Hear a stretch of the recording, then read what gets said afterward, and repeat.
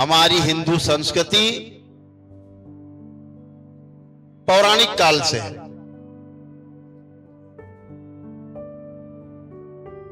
जिसे पहले हम सनातन संस्कृति कहेंगे, उस सनातन संस्कृति में सभी आ जाते हैं। सनातन तो सदा से है। सनातन का अर्थ है पेड़ पौधे, जीव जंतु, मनुष्य, पहाड़ पर्वत, नदियां, आकाश, वायु, हवा, पानी, अग्नि, सब ये सब सनातन ही है, जो सदा से था, है और सदा बना रहेगा। यही सनातन है। इसकी रक्षा जो करे वो सनातनी है। तो हम सब सनातन संस्कृति के रखवाले सनातनी कहे जाते हैं। इस देश को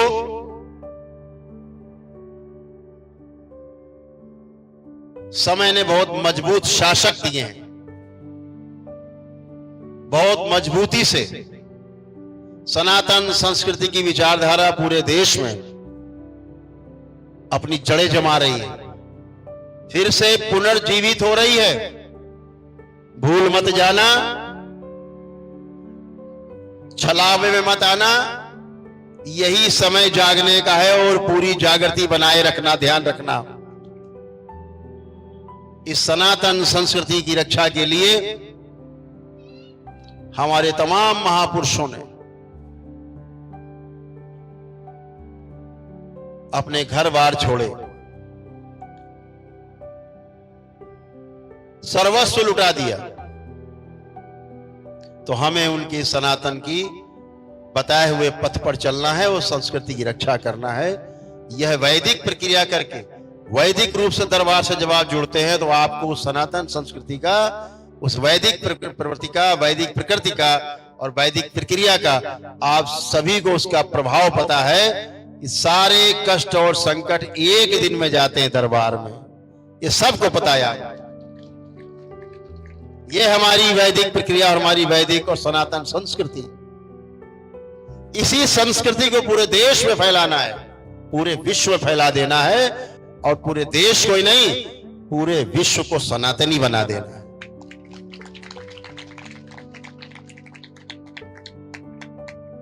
आज जो चिंगारी इस स्टेडियम में, इस विशाल पंडाल के नीचे हम देख पा रहे हैं, बिहार बहुत क्रांतिकारी प्रदेश है। भविष्य में ज्वाला बनने वाली है, ज्वालामुखी का रूप लेने वाली है, स्पष्ट दिखाई देता है।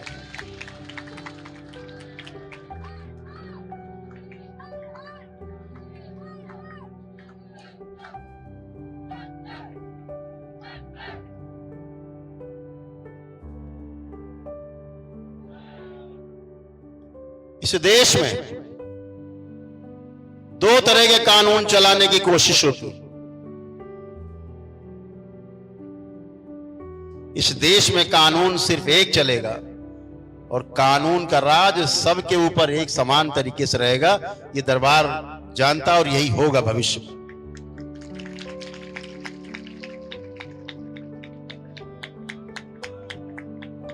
हमें अपनी बच्चियों की रक्षा करनी है। अविवाहित कुंवारी बच्चियों के साथ साथ परिवार की महिलाओं की भी सुरक्षा करनी है। इतिहास बताता है कि सबसे ज्यादा अत्याचार अगर किसी के साथ हुआ है तो महिलाओं और बच्चियों के साथ ही हुआ है। इन क्रूर आतताइयों ने इन्हीं पे सबसे ज्यादा आक्रमण किए हैं।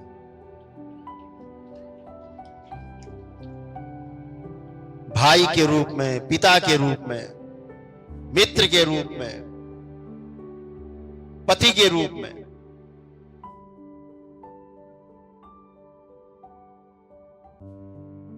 इस मात्र शक्ति की रक्षा करनी है, हर सूरत में रक्षा करनी है। चाहे कुछ भी हो जाए, कुछ भी खो जाए, कुछ भी लुट जाए, पर अपनी बहन बेटियों की इज्जत को बचाने के लिए प्राण भी न्योछावर करने पड़े तो कर देना है।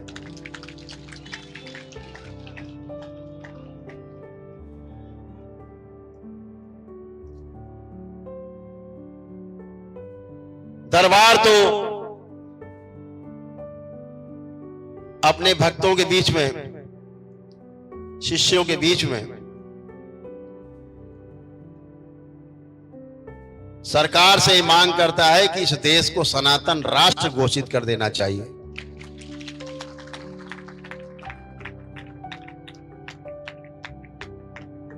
जिसको सनातन पर विश्वास हो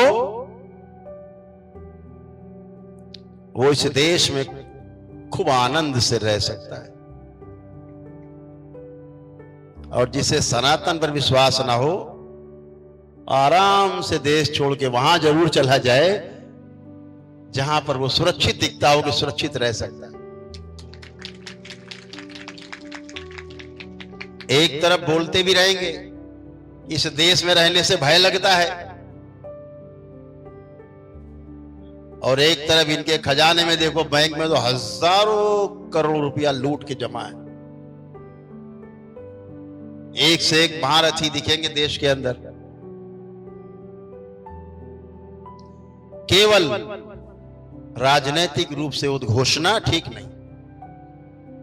एक अभियान चला इस देश में, जिनको मेडल मिले थे, मेडल वापसी का एक अभियान चलाया गया दबाव बनाने के लिए सनातनियों पे। टाए टाए फिस।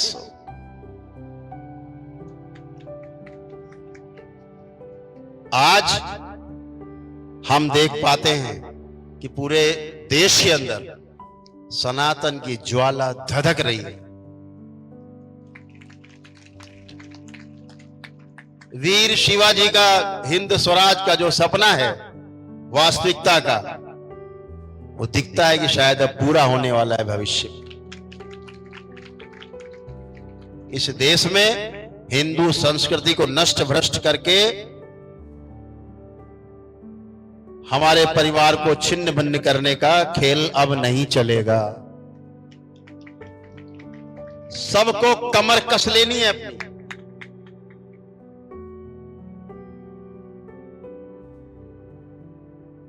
हमें अपनी संस्कृति से समझौता नहीं करना है। और ध्यान रहे, आपने अपनी संस्कृति से प्रेम किया है,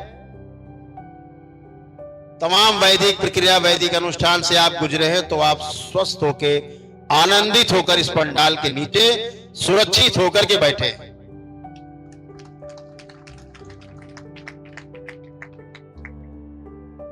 तो अपनी वैदिक सनातन संस्कृति को सर्वोपरि रखना है।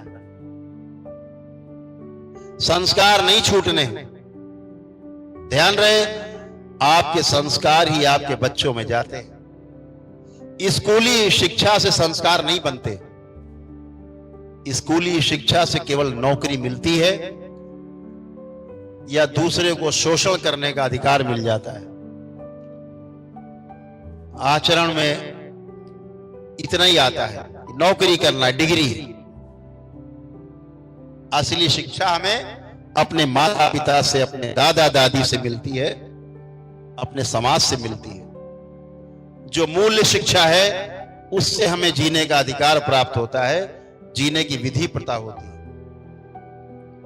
दरबार के साथ जुड़ करके आपने वैदिक महत्व को जाना, अपनी संस्कृति का महत्व समझा, तो हमें इस संस्कृति की रक्षा के लिए एक रहना है कि नहीं रहना, हाथ उठा के बता सकते। एक रहना है। इस वैदिक सनातन संस्कृति की रक्षा के लिए हमें, किसी संत ने हमारे कहा था उत्तर प्रदेश से कि बटोगे तो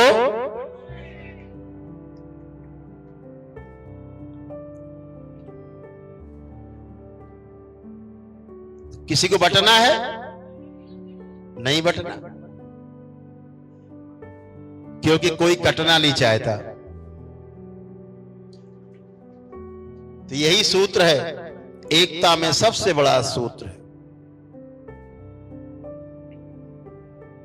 अभी बांग्लादेश में जो तख्ता पलट हुआ, सनातनियों को मारने की कोशिश हुई, जिस दिन पूरा हुजूम निकल पड़ा सनातनियों का बांग्लादेश की सड़कों पे, जितने आतताई थे, आतंकवादी थे, अपने अपने घरों में घुस गए सैलाब देख करके।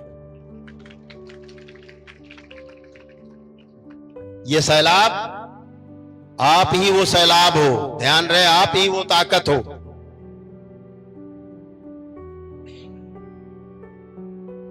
अपने आचरण सही रखना है।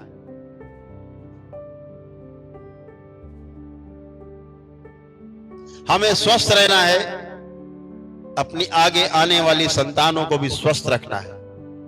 इसके लिए स्वयं को शारीरिक, मानसिक और आध्यात्मिक रूप से स्वस्थ रहना आवश्यक। दरबार के तमाम नियम हैं छोटे छोटे। लोग पद यात्रा करके भी पुण्य प्राप्त कर लेते हैं। अब तो दरबार उन्हें पुण्य प्रदान करता है। एक दिवसीय अनुष्ठान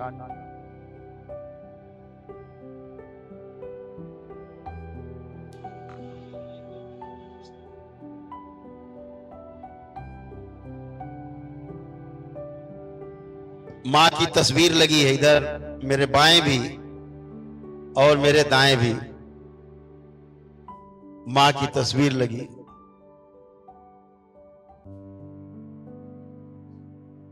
उनका एक छोटा सा बेटा पुत्र चरणों में बैठा है।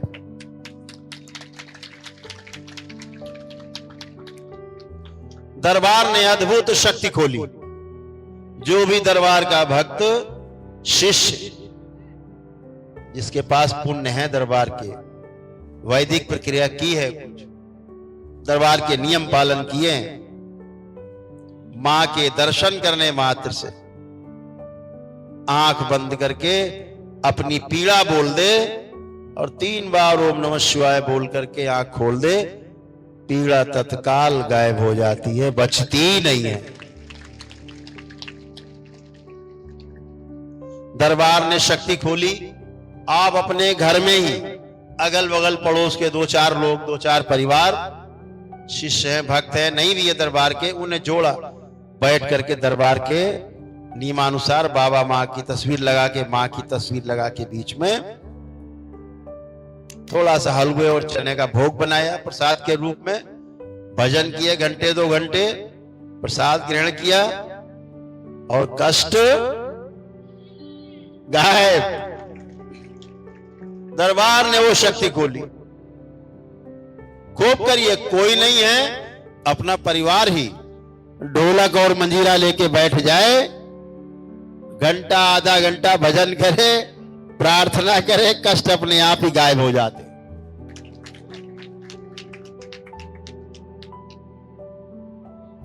दरबार की अगियारी का प्रयोग जरूर करें कभी कभी घर में, ताकि नकारात्मकता नष्ट होती रहे।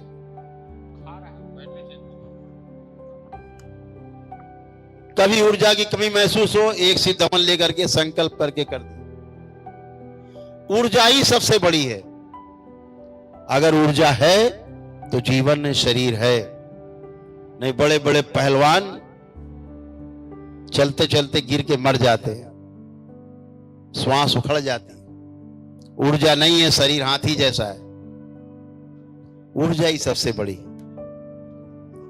तो हमेशा ध्यान रखें कि नकारात्मकता से हमारे पुण्य कमजोर होते हैं, प्राणों का क्षय होता है। सकारात्मकता से हमारे पुण्य बढ़ते हैं और हमारी प्राण ऊर्जा बढ़ती है। तो हमेशा सकारात्मक, कोई आदमी गलत दिखे, गलत बोले, कोई बात नहीं, सहानुभूति रखो उससे। उसको 1 बार मिलो, 4 बार मिलो, धीरे धीरे कभी दरबार का उसको वीडियो दिखाओ कि देखो जरा यार, वीडियो देखा करो दरबार के, देख लेते हैं। उससे क्या होता है, नकारात्मकता नष्ट हो जाती है। धीरे धीरे वह भी आप ही की तरह करौली शंकर महादेव धाम की जय बोलने लगता है। इस बात का ध्यान रखना है कि सकारात्मक रहना है। आसपास के वातावरण को, बीमार व्यक्तियों को, कमजोर व्यक्तियों को जोड़ना है। दरबार का रास्ता दिखाना है। ना पहुंच पाए उससे बोलना, दरबार के वीडियो देखो, इसी से तुम अच्छे होने लगोगे। प्रार्थना करो, अपने संकल्प करो। तो हमें स्वस्थ रहने के अधिकार के साथ साथ दूसरों को स्वस्थ रखना है, ये कर्तव्य भी पूरा करना है, इसका हमेशा ध्यान रखना है।